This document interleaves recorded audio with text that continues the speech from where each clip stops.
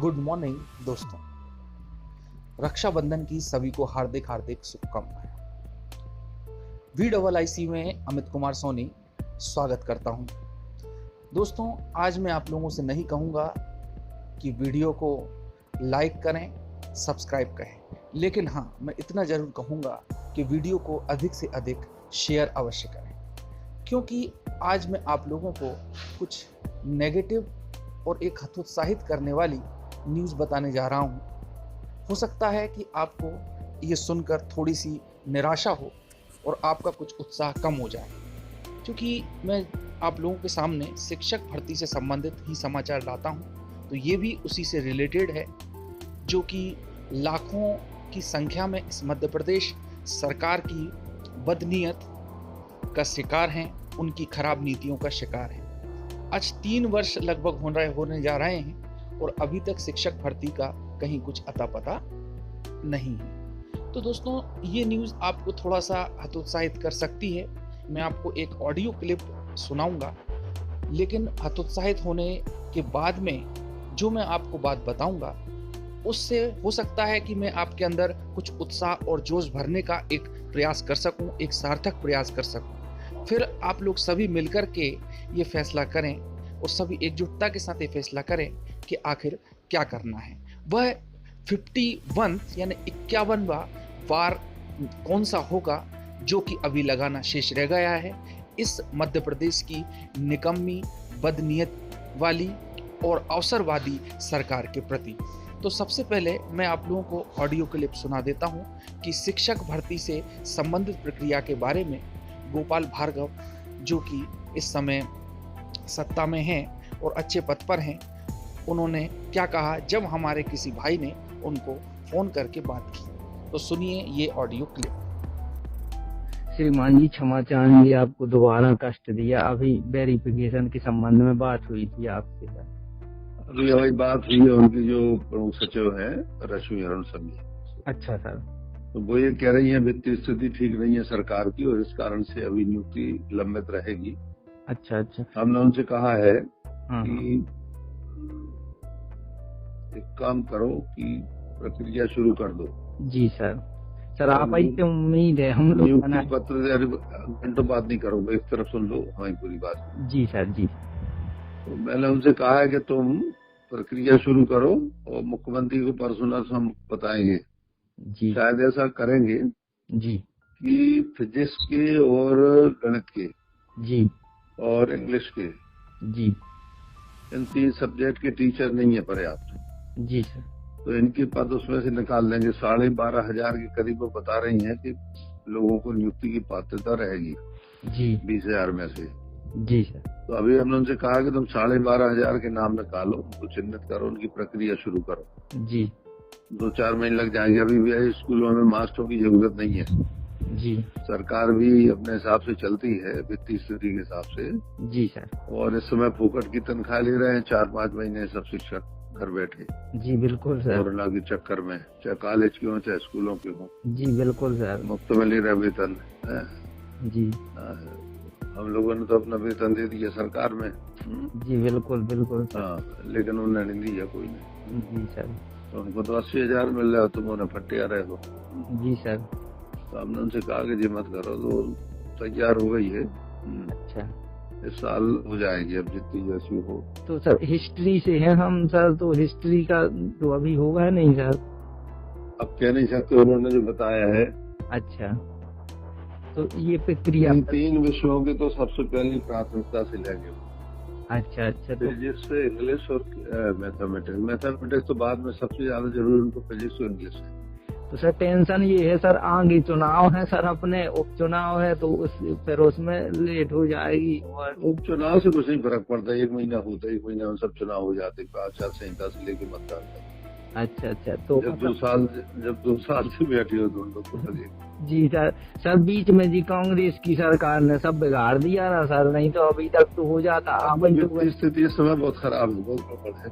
हाँ सर हम समझ। तो फिर अगली महीना विधायक निधि तक नहीं आया, कुछ नहीं आया सर। हम लोग की चिंता नहीं है, तो सब ठीक है, खाते पीते लोग। जी सर, उम्मीद सर अगले माह में करें सर वेरिफिकेशन की। अब कह नहीं सकते, देखो अब राय सलाह क्या होती है बाद बताएंगे। जी जी सर, बहुत बहुत धन्यवाद, आपने इतना समय दिया सर, आपने हमारे लिए इतना कर। तो दोस्तों, देखा आपने कि किस प्रकार से जनता ने ही इनको चुना है, उनको नेता बनाया है, उनको मंत्री पद दिया है और अपना नायक बना के इस समाज में प्रस्तुत किया है। आज वही किस प्रकार से असंवेदनहीनता युक्त बातें कर रहा है। अभी भी इनको शर्म नहीं आ रही है कि 2 साल 3 साल से जो मध्य प्रदेश का युवा है शिक्षक भर्ती में और शिक्षक बनने की जो सपने देख रहा है, उन सपनों को किस प्रकार से चकनाचूर और तोड़ मोड़ करने का प्रयास कर रहा है। तो दोस्तों, इस प्रकार से काम नहीं चलेगा। वह 51वां वार तो हमको करना ही पड़ेगा, जिससे कि ये टूट जाएं और इनको आईना दिख जाए, अपनी औकात समझ में आ जाए। तो दोस्तों, आज मैं आप लोगों को एक कहानी सुनाता हूँ। हो सकता है कि कुछ पॉजिटिव सार्थक प्रयास करने में मैं सफल रहूं। तो दोस्तों, कहानी कुछ इस प्रकार से है। एक समय की बात है, एक राज्य में एक प्रतापी राजा राज्य करता था। एक दिन उसके दरबार में एक विदेशी व्यक्ति आया और उसने राजा को एक सुंदर पत्थर उपहार स्वरूप प्रदान किया। राजा वह पत्थर देखकर बहुत प्रसन्न हुआ। उसने उस पत्थर से भगवान विष्णु की प्रतिमा का निर्माण कर उसे राज्य के मंदिर में स्थापित करने का निर्णय लिया और प्रतिमा निर्माण का कार्य राज्य के महामंत्री को उन्होंने सौंप दिया। अब महामंत्री गांव के सर्वश्रेष्ठ मूर्तिकार के पास गया और उसे वह पत्थर देते हुए बोला, महाराज, मंदिर में भगवान विष्णु की प्रतिमा स्थापित करना चाहते हैं। 7 दिवस के भीतर इस पत्थर से भगवान विष्णु की प्रतिमा तैयार कर राजमहल पहुंचा दे। इसके लिए मैं तुम्हें 50 स्वर्ण मुद्राएं दी जाएगी। 50 स्वर्ण मुद्राओं की बात सुनकर वह मूर्तिकार बहुत खुश हो गया और मंत्री के जाने के उपरांत उसने प्रतिमा का निर्माण कार्य प्रारंभ करने के उद्देश्य से अपने औजार निकाले। अपने औजारों में से उसने एक हथौड़ा लिया और पत्थर तोड़ने के लिए उस पर हथौड़े से वार करने लगा, किंतु पत्थर जस का तस रहा। मूर्तिकार ने हथौड़े से कई बार किए, लेकिन पत्थर नहीं टूटा। दोस्तों, यहाँ ध्यान से सुनना कि 50 बार प्रयास करने के उपरांत मूर्तिकार ने अंतिम बार प्रयास करने के उद्देश्य से हथौड़ा उठाया, किंतु ये सोचकर हथौड़े पर प्रहार करने के पूर्व ही उसने अपने हाथ खींच लिए कि जब 50 बार प्रहार करने से भी पत्थर नहीं टूटा है तो वह अब क्या टूटेगा। वह पत्थर लेकर वापस महामंत्री के पास गया और उसे ये कहकर वापस कर आया कि इस पत्थर को तोड़ना नामुमकिन है, इसलिए इससे भगवान विष्णु की प्रतिमा नहीं बन सकती। महामंत्री को राजा का आदेश तो हर स्थिति में पूर्ण करना ही था, इसलिए उसने भगवान विष्णु की प्रतिमा निर्मित करने का कार्य गांव के एक साधारण से मूर्तिकार को सौंप दिया। पत्थर लेकर मूर्तिकार ने महामंत्री के सामने ही उस पर हथौड़े से प्रहार किया और वह पत्थर एक बार में ही टूट गया। अब दोस्तों, पत्थर टूटने के बाद जो मूर्तिकार था वह प्रतिमा बनाने में जुट गया। इधर महामंत्री सोचने लगा कि काश पहले मूर्तिकार ने एक अंतिम प्रयास और किया होता तो वह सफल हो गया होता और 50 स्वर्ण मुद्राओं का हकदार बनता। दोस्तों, यहाँ इस कहानी से हम क्या सीखते हैं और इसको हम इस प्रक्रिया में किस प्रकार से जोड़ सकते हैं वह बताता हूँ कि मित्रों, हम भी अपने जीवन में ऐसी परिस्थितियों से हमेशा दो चार होते रहते हैं। कई बार किसी कार्य को करने के पूर्व, किसी समस्या के सामने आने पर उसका निराकरण करने के पूर्व ही हमारा आत्मविश्वास भी डगमगा जाता है और हम ये प्रयास किए बिना ही हार मान लेते हैं कि कई बार हम 1-2 प्रयास में असफलता मिलने पर आगे प्रयास करना छोड़ दें, जबकि हो सकता है कि कुछ प्रयास और करने से वह कार्य पूर्ण हो जाता है। तो दोस्तों, यही मेरा कहने का अर्थ है कि हमको अभी 51वां प्रहार करना है और इस 51वें प्रहार से ही सब कुछ संभव हो सकता है, ऐसा हो जाएगा। हालांकि ऐसा नहीं है कि हमने कई प्रयास किए, हमने कई आंदोलन किए, सभी तरह से अपना प्रयास किया। जहां भी नेता जाते थे, जहां भी मंत्री आते थे, जहां भी शिक्षा से संबंधित अधिकारी आते थे, वहां पर लगातार ज्ञापन दिए, लगातार सोशल मीडिया पर, अपने फेसबुक पर, यूट्यूब पर, सभी जगह पर, ट्विटर पर अपने अभिव्यक्तियों को व्यक्त किया है। हमने उन सूचनाओं को सरकार तक पहुंचाने का प्रयास किया है।